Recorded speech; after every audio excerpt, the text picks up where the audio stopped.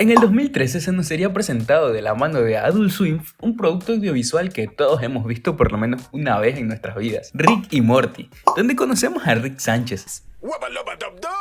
¡Riquitiquita, mi perra! Y eso fue todo lo que pasó.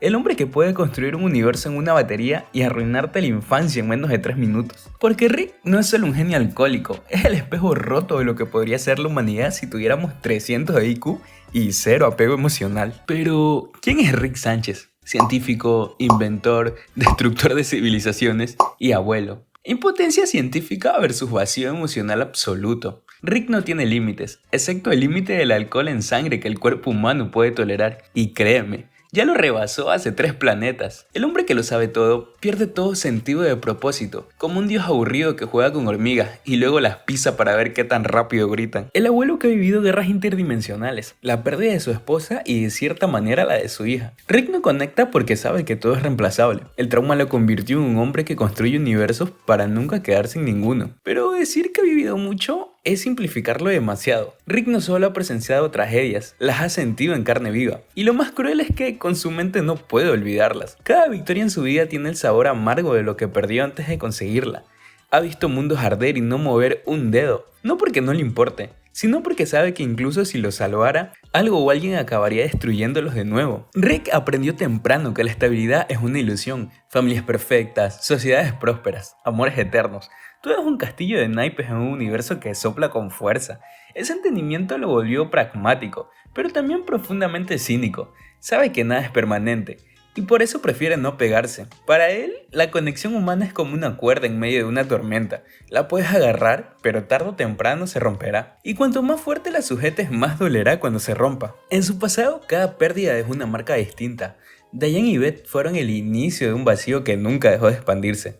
Las guerras interdimensionales lo convirtieron en alguien que ve la violencia como rutina, y las traiciones de otros Rick le enseñaron que incluso uno mismo puede ser su peor enemigo. Esa suma de heridas lo forjó como un hombre que prefiere la soledad forzada antes que arriesgarse a sentir de nuevo. Y es que Rick no huye de sus problemas, los teletransporta a otra dimensión y les manda una carta bomba. Y de hecho, estar cerca de Rick es vivir al lado de un volcán. Te calienta a ratos, pero sabes que en cualquier momento va a explotar y destruirlo todo. Morty. Más que su nieto, es un escudo humano y su excusa moral. Rick dice que lo lleva a aventuras para enseñarle, pero la realidad es que le expone al horror del multiverso para endurecerlo, o para distraerse de sí mismo.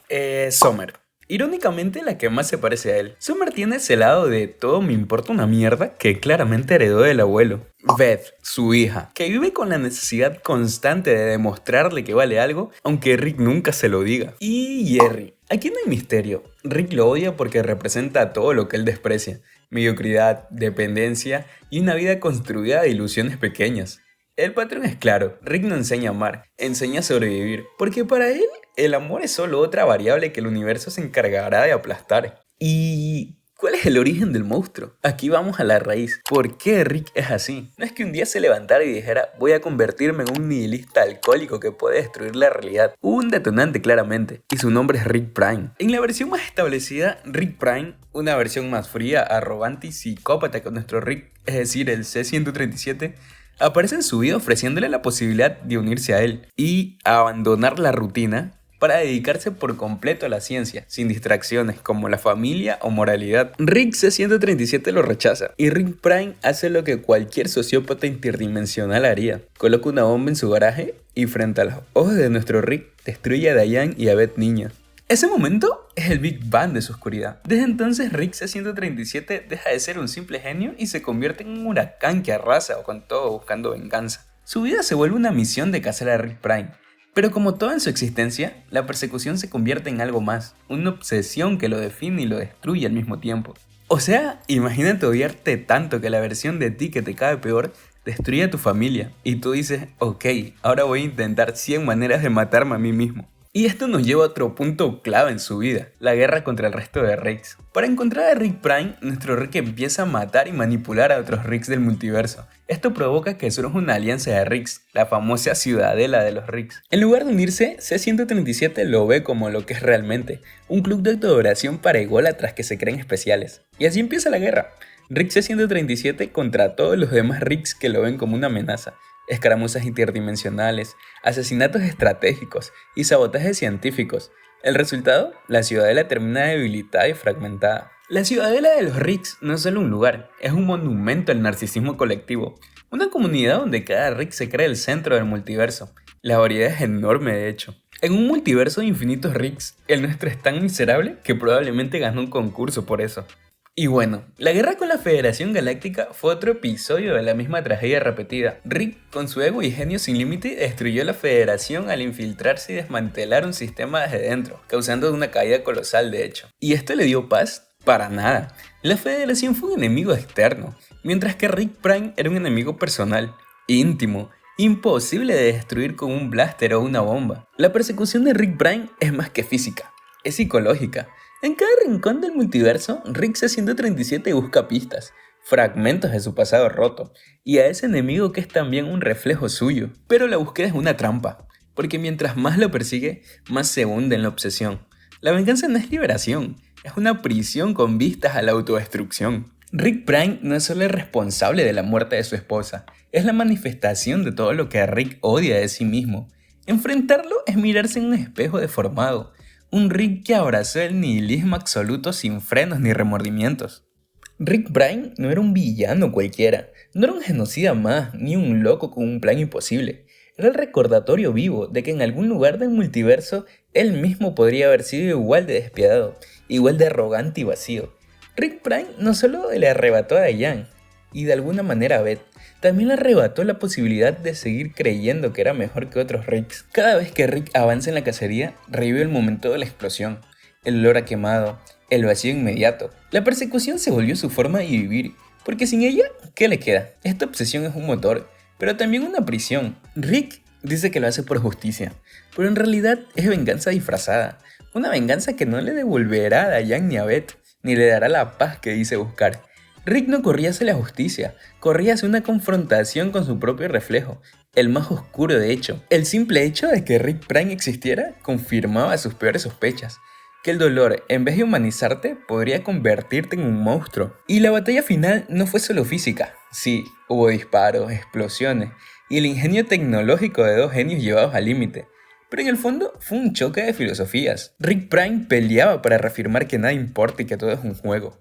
Nuestro Rick peleaba para demostrar que aunque nada importe, aún te puede importar para ti. Cuando finalmente lo mata, no hay alivio, no hay redención. Lo que queda es un silencio incómodo, un hueco más grande que el que había antes.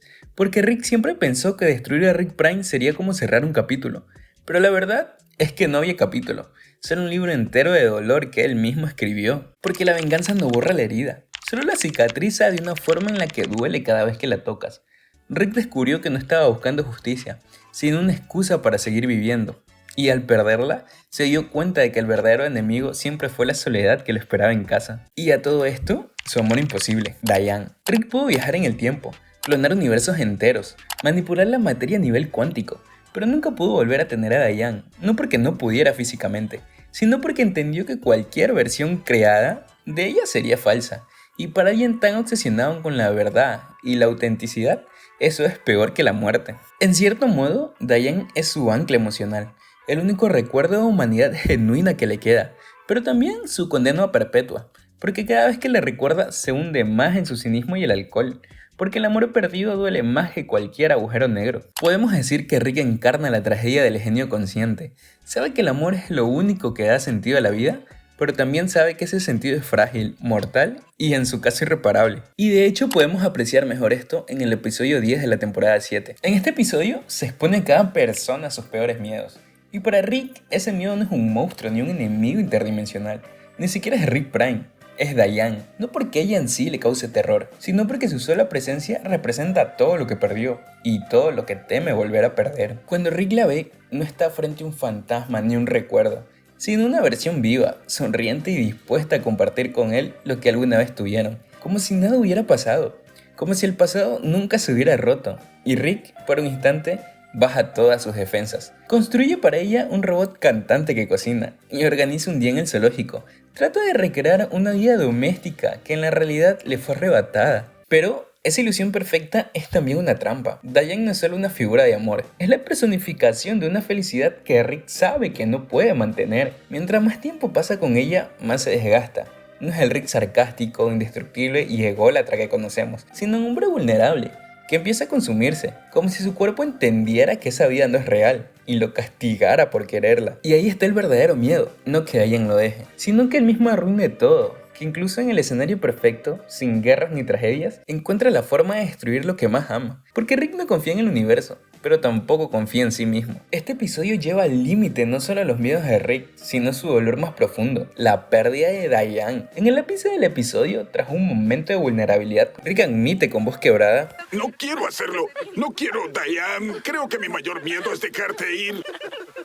Adiós, Diane. Ese instante no es solo una línea de guión, es una confesión.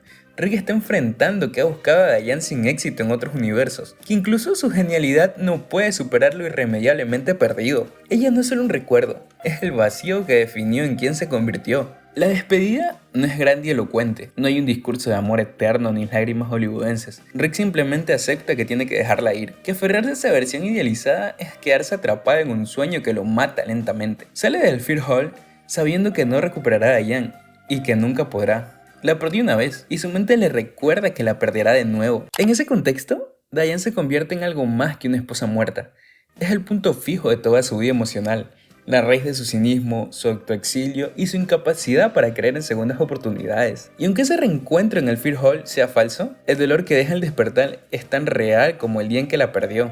Diane no es solo el que hubiera pasado, sí, sino el recordatorio de que incluso la mente más brillante no puede reconstruir lo que es auténtico. Rick, que ha derrotado imperios, escapado de infinitas versiones de sí mismo y burlado la muerte, se enfrenta aquí a la única derrota que no puede revertir, la pérdida de un amor verdadero. Pero al final sí tuvimos un cierre, o eso podría decirse. Al concluir la temporada 8, Rick Sánchez, el genio amargado e insoportable que hemos conocido, exhibe una transformación sorprendente y emocional, pues decide dejar atrás su último vínculo con Diane, ese vestigio que mantenía vivo un recuerdo feliz, y lo libera al espacio para vivir en otra realidad, consciente de que él no puede permitirse esa paz. En el episodio final, Rick utiliza un dispositivo neurocientífico para borrar de su cerebro toda memoria de Diane, pero al hacerlo, permite que una versión de sí mismo y una representación consciente de Diane existan juntos en una especie de Ant-Farm mental al borde del espacio. En un gesto cargado de melancolía, Rick lleva esa memoria feliz, la única vida tranquila que deseó con Diane, a un rincón remoto del cosmos. Les dice adiós, pero no por falta de amor, sino porque sabe que esa versión de él, empapado de esperanza y nostalgia, no encaja en su presente roto.